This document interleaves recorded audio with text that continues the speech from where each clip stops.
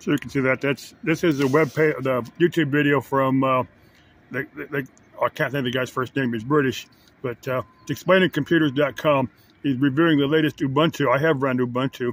I liked it until Microsoft bought it. Microsoft, because they can encode it with I don't know what else, but it is Linux. That's a lot. Well, a lot of the Debian Linux would use Ubuntu as a core, and and then add stuff to it. And then there's a bunch of Linux, what they call forked or branched off or something like that. They'll start with the core pro. Big chunk with Debian, but there's like Red Hat Linux, and I can't think of all the different types of their core programming is slightly different. But I said I haven't watched this video yet, but if you want to run Linux, if you're curious, you're Linux curious, he has some, how to. Well, let me go back to Australis here because I like to talk with Australis in the background. But what you do, Ubuntu Studio, Linux Mint will all run live from the from a USB thumb drive. What you do, you download the ISO file, you use a program to copy it so it's a bootable USB drive. Now, it will run from the computer. Run from the USB drive. You don't have to install it on the hard drive. In fact, you really want to do that first. Make sure that all your all the hardware is compatible with Linux. When it boots, we'll see what chipsets are on the motherboard, see what processors in there. Then they'll what sound card, what video card you might have in there. It'll as a general rule, it will run, but it's not 100%. Sometimes you got to go in there and play with the different. I'd say 99% of the times it'll load the proper drivers for everything. Everything works fine. It does that every time it boots. But sometimes you have hardware incompatibility problems, so you want to run it as a live, USB drive. And well, that'll do two things. You can see if you like that particular distro, because I've done that on quite a number of distros that I have never installed. I just downloaded it, just kicked around, see what I like. But the general, I go back to Mint just because that's my preferred daily driver operating system. I just prefer it over anything else, and it pretty much does everything I want. Now there's specialized like for hackers, like Kali Linux.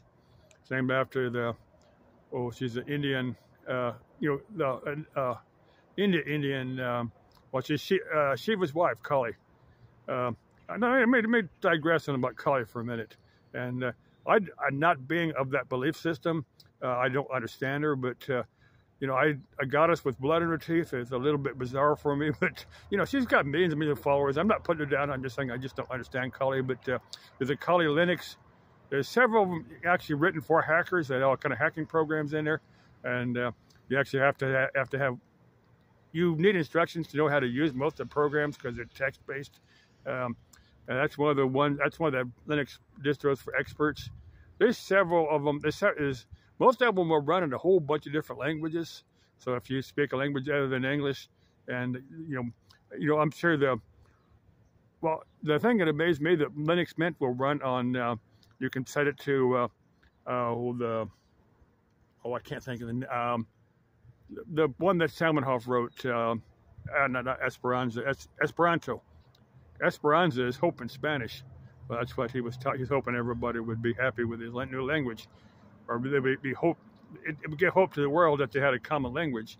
Sadly, that didn't turn out. But it said Linux Mint will run in Esperanto, which I found amazing. But there's only a few million people worldwide that speak Esperanto. I don't know why I went that direction, but anyway, if you want me to go into how to use Linux, I can. But a lot of people have already made videos. If you're interested in Linux, the how-to videos are out there. There's programs that only run on Linux, and those videos are out there on YouTube if you want to watch them. And I'd recommend it to anybody. But there are some programs that will not run on Linux. So if it's some favorite Windows, what you might want to do is set up a dual boot system. Most of the distros will let you do that, where you can you can choose on boot up whether you want to run Windows or Linux. If you're going to do that, I would say get a very large hard drive, a couple terabytes, so you got room for everything you want, both Windows and Linux. Now there are distros that will run on a Mac system. I've never run them, so I'm not familiar with them. But if you run Mac, there are Linux distros that will run on that will run on the Mac chipset. Okay, I said enough here. Bye bye.